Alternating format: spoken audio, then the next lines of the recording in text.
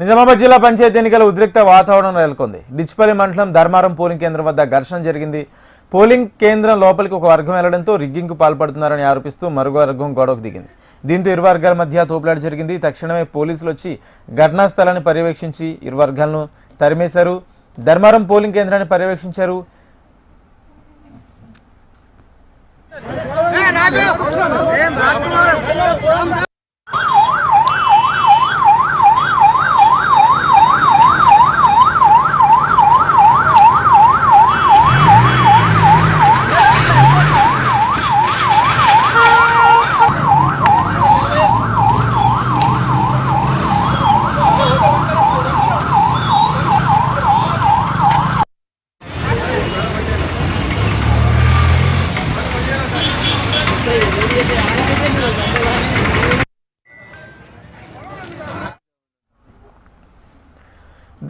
Dharmaram polling స్టేషన్లో రెండు వర్గాల ఘర్షణపై మరింత సమాచారం మా ప్రతినిధి భూపతి అందిస్తారు. భూపతి, నిజామాబాద్ జిల్లాలో పోలింగ్ ప్రశాంతంగా కొనసాగుతుంది. పోలింగ్ ఏర్పాట్లను పోలీస్ కమిషనర్ సాయి చైతన్య పరిశీలిస్తున్న పరిస్థితి నెలకొంది. సార్ చెప్పండి సార్, ఎట్లా ఉంది?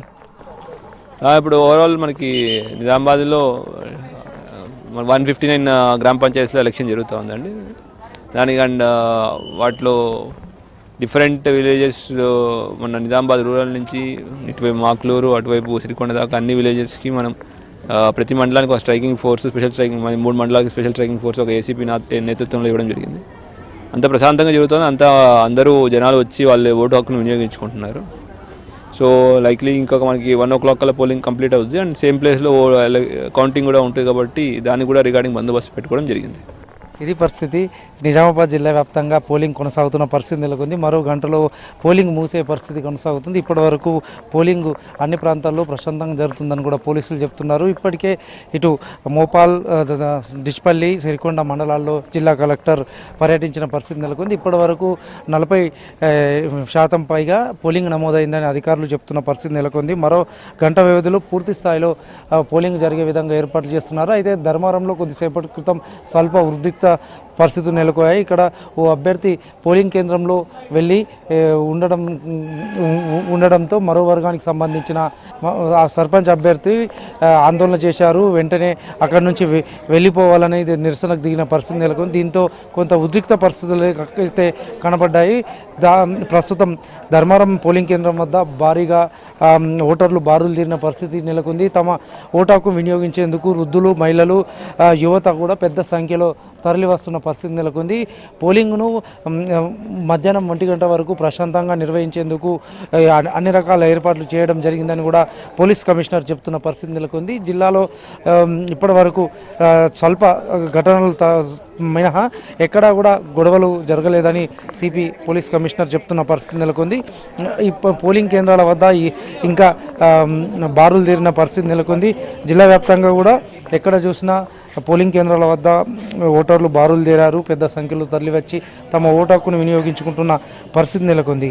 కామారెడ్డి జిల్లాతో పాటు నిజామాబాద్ జిల్లాలోని అన్ని ప్రాంతాల్లో కూడా పోలింగ్ కేంద్రాల వద్ద 144 సెక్షన్ ఏర్పాటు చేసిన పరిస్థితి నెలకొంది. దీంతో పోలింగ్ కేంద్రాల వద్ద పకడ్బందీ ఏర్పాట్లు చేసిన పరిస్థితి నెలకొంది.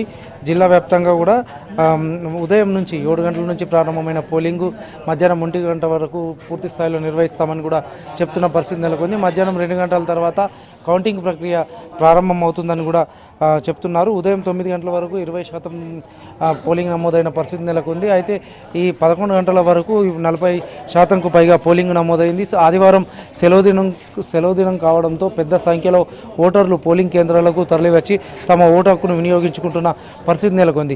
జిల్లా వ్యాప్తంగా పోలింగ్ ప్రశాంతంగా కొనసాగుతుందని అధికారులు స్పష్టం చేస్తున్న పరిస్థితి నెలకొంది. ఎప్పటికప్పుడు పోలింగ్ సరళిని ఇటు పోలీస్ కమిషనర్తో పాటు జిల్లా కలెక్టర్ అడిగి తెలుసుకుంటున్నారు, పరిశీలిస్తున్నారు. పోలింగ్ కేంద్రాలు సందర్శిస్తున్న పరిస్థితి నెలకొంది.